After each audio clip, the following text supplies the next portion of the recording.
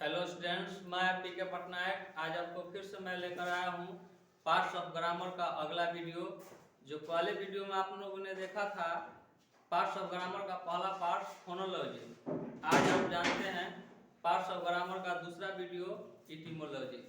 आइए देखते हैं और समझते हैं। तो सबसे पहले हम लोग पहला क्लास में पढ़े थे ग्रामर। पहला क्लास में हम लोग ग्रामर पढ़े थे। इसमें जो है कि आप पार्ट्स ऑफ ग्रामर के बारे में हम लोग अध्ययन कर रहे थे, जिसमें पहला पार्ट हम फोनोलॉजी के बारे में बताए थे। फोनोलॉजी जो था बड़ा विचार, इसमें हम लोग ये पढ़े थे कि टोटल जो होता है लेटर इंग्लिश में 26 होता है। ये बात तो पहले से आपको पता है। बस इसका साउंड कितना होता है, 44 होता है, ठीक है। जिसमें वॉवेल 5 का 20 और बाकी कॉन्सोनेंट का 24। तो उतना आप लोग जान चुके हैं, या पहले वाला वीडियो मेरा देख लीजिए। अब आइए देखते हैं अगला वीडियो में जो है आपका इटिमोलॉजी। दूसरा पार्ट जो है इटिमोलॉजी। अगर चाहे इसको ये शब्द विचार के माध्यम से इसको हम जानते हैं।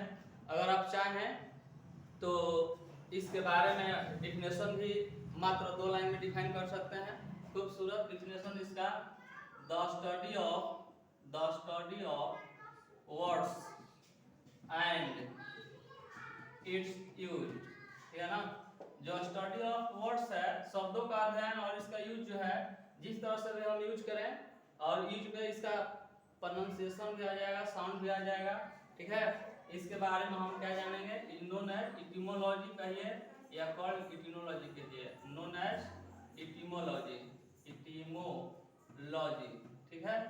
सबसे पहले आप इटिमोलॉजी में जब वर्ड को आपको अध्ययन करना है तो सबसे पहले वर्ड के बारे में जानिए। यानी जो भी होता है, जो लेटर होता है, ये 2 भाग में है। आपका पहले हम बता चुके हैं vowel and consonant, vowel and consonant दोनों से मिल करके एक वर्ड बन जाएगा। मान लीजिए वॉवेल में जो भी है, ए है आपका ई आई ओ यू, फिर कॉन्सोनेंट में बी सी डी और जो भी है ये आपका जी एच, जो भी है जितने भी हैं। अगर मान लीजिए कोई भी शब्द बनाना है तो दोनों का कॉम्बिनेशन जरूर होना चाहिए, तब जाकर के क्या बनेगा, एक वर्ड बनेगा। ऐसे मान लीजिए पी ई, अगर हम ले लेते हैं, चाहे पहले एन ले लेते हैं, पी ई ले लेते हैं।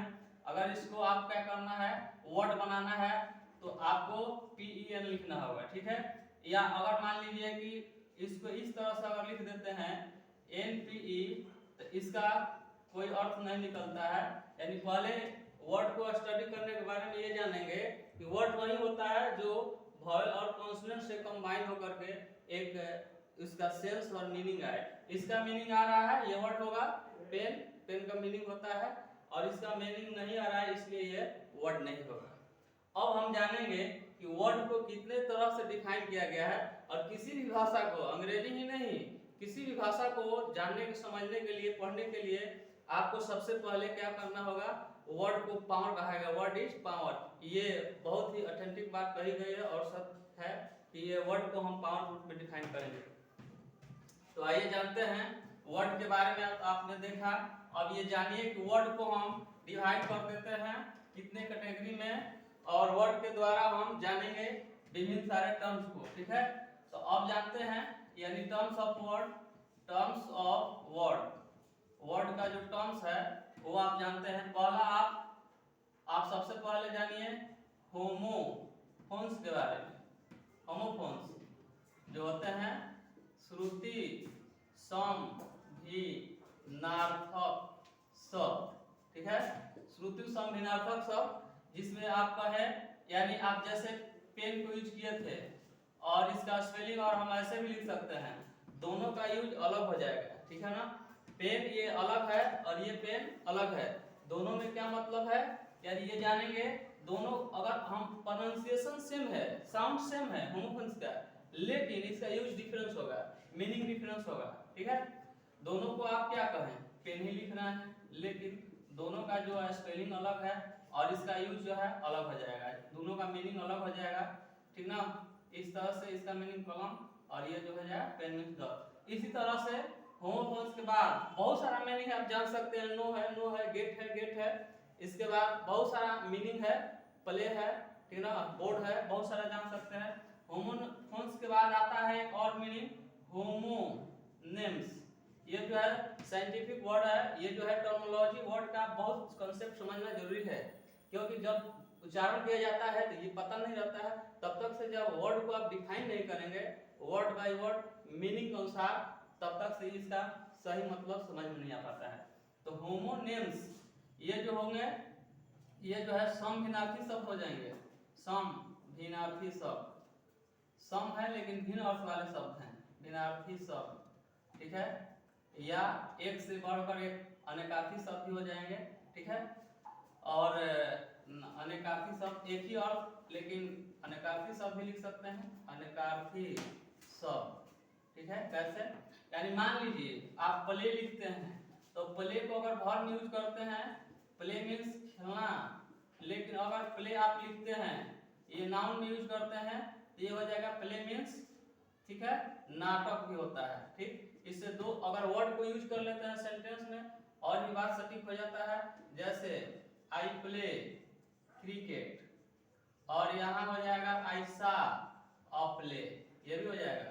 बहुत सारे स्टूडेंट को ये दिक्कत होगा कि यार ये प्ले है क्या, ये प्ले नाउन है, इसलिए ये प्ले यानी नाटक मैंने देखा इस सेंस में यूज हो रहा है, और मैंने क्रिकेट खेला, ये खेलने के ये सेंस में यूज हो रहा है, इसलिए दोनों का मीनिंग अलग हो गया। Homophones, homonyms. अब आपको अगले टर्म में ये वर्ड्स के बारे में आप जान सकते हैं, और बहुत ही क्लियर करना जरूरी है, दोनों बहुत ही सटीक वर्ड है। अब आप तीसरे वर्ड के बारे में जानते हैं, जो है आपका सिनोनिम्स। हर एग्जाम में पूछा जाता है सिनोनिम्स, और वर्ड का ये सबसे बड़ा एक अलग पॉइंट है, और सब में जानते हैं, ठीक ना। सिनोनिम्स समानार्थी शब्द कह सकते हैं, समानार्थी शब्द, ठीक है, या इसको पर्यायवाची भी शब्द कह सकते हैं, जैसे टेक, रिसीव, ठीक है, फेमस, ठीक ना, आप कह सकते हैं पॉपुलर, ठीक है। बहुत सारे वर्ड हैं, हम थोड़ा सा डिफाइन करते जाएंगे, वर्ड को आप यूज करते चले, और प्रैक्टिस सेट में आगे बहुत ज्यादा होगा, अभी थोड़ा थोड़ा करके डिफाइन कर रहे हैं, क्योंकि आपकी जानकारी हो, और इसका यूज करने जब जानकारी हो जाएगा कि ये चीज होता है, तो फिर आपको यूज भी करने आ जाएगा। उसके लिए बेहतरीन क्लास, और क्लास को हम पूरा तरह से डिफाइन कर पाएंगे अगले वीडियो में, बट आप सिर्फ जानकारी बटोर लीजिए।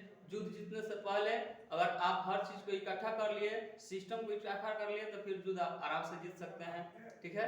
इसलिए पहले आप नॉलेज इकट्ठा कीजिए, इसके बाद बाकी सब आगे सब हो जाएगा। तो सिनोनिम्स के बाद अगर एंटोनिम्स आता है, एंटोनिम्स यानी ये जो होता है विलोम शब्द, हर एग्जाम में पूछा जाता है, ठीक है। और इसको क्या कह सकते हैं, उल्टे शब्द, जैसे मान लीजिए गिव, यहाँ हो गया टेक, ठीक है, और भी बड़े बड़े हो जाएगा, लीव, यहाँ हो जाएगा डेट। इस तरह से बहुत सारे वर्ड हैं जो एग्जाम में भी पूछे जाते हैं। और अगला वर्ड में हम आते हैं one word substitution, one word substitution, ठीक है, वन वर्ड सब्स्टिट्यूशंस। इस तरह से ये भी देख सकते हैं वन वर्ड सब्स्टिट्यूशन जो होते हैं, अनेकार्थी शब्द, अनेकार्थी शब्द हिंदी मीनिंग थोड़ा सा भले इधर उधर हो जाए, बट इंग्लिश मीनिंग को ध्यान देना है। One who believe one God, बहुत सारे शब्दों का एक शब्द, एक और बहुत सारे शब्दों का एक शब्द, जैसे one who believe her exam में पूछा जाता है, आजकल 11th 12th नहीं कंपटीशन में भी पूछा जाता है, इस बात को आप लोग ध्यान में रखिएगा। One who believe in God, इसको क्या कहेंगे, थेस्ट, जो ईश्वर में विश्वास करे, test, Astik. One who does not believe in God, does not believe in God, इसको कहेंगे एथिस्ट, नास्तिक। यानी हम बहुत बड़े पैमाने पर चर्चा करेंगे, तब भी ये समाप्त नहीं होंगे।